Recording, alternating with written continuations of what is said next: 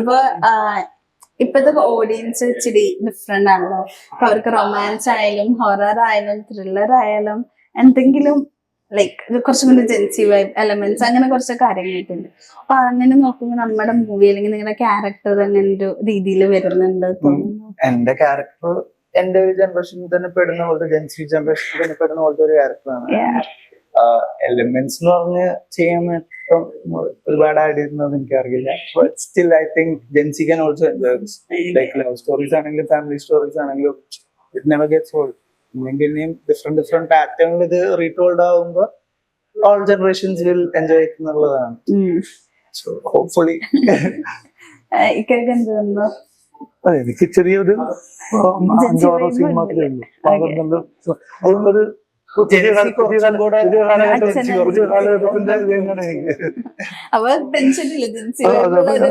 അതിൽപ്പെട്ട കഥാപാത്രമാണ് എനിക്ക് എഴുതിയിരിക്കുന്നത്.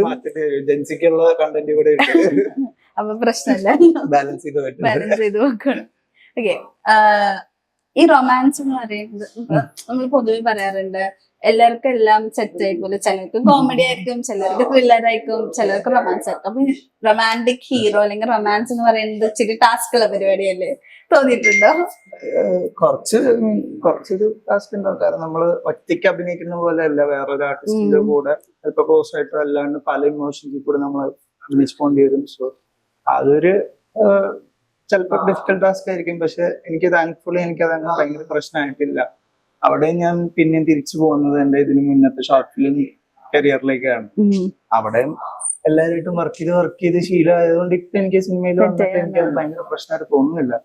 ബട്ട് ഇനി തോന്നുന്നു എന്താ പറയാ, പിന്നെ നമ്മുടെ ആർട്ടിസ്റ്റ് നിൽക്കുന്ന ആളുടെ ഒരു റാപ്പോ എങ്ങനെയാന്നുള്ളത് അനുസരിച്ചിരിക്കും. ഇപ്പൊ ആദ്യ പ്രസാദ് ഫോർ എക്സാമ്പിൾ എനിക്ക് നല്ല റാപ്പ് ഉള്ളതാണ്. അപ്പൊ ഞങ്ങൾക്ക് നല്ലൊരു കെമിസ്ട്രിയിൽ വർക്ക്ഔട്ട് ചെയ്തെടുക്കാൻ പറ്റിയിട്ടുണ്ട്, which is genuine. So hopefully ആൾക്കാർക്കും അത് റെസൊനേറ്റ് ആവും ആ ഒരു കണക്ഷൻ. ഓക്കെ, അപ്പൊ നമ്മുടെ മൂവി റിലീസ് ചെയ്യാൻ പോകുന്ന August 14th അല്ലേ? അപ്പൊ എന്താ നമ്മുടെ പ്രേക്ഷകരോട് പറയുന്നത്? ഇതില് നല്ല ആർട്ടിസ്റ്റുകളുണ്ട്. കൂടാതെ നമ്മളൊക്കെ പറഞ്ഞാൽ സിനിമയെ ആഗ്രഹിക്കുന്ന ആളുകൾ, സിനിമയിലേക്ക് കയറി പറ്റാൻ വേണ്ടി ജനങ്ങളുടെ മനസ്സിൽ ഇടം കിട്ടാൻ വേണ്ടി ആഗ്രഹിക്കുന്ന ആർട്ടിസ്റ്റുകളാണ്. ഈ സിനിമ നിങ്ങൾ തീർച്ചയായും കാണും, കണ്ട് അത് വിജയിപ്പിക്കുന്ന ഞങ്ങളുടെ കൂടെ ആവശ്യമാണ്.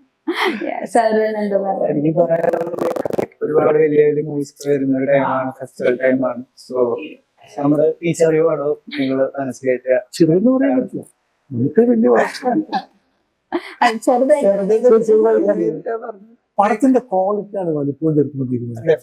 ആ ക്വാളിറ്റിയിൽ ഇത് വലിയ പടം. അപ്പൊ അച്ഛൻ പറഞ്ഞ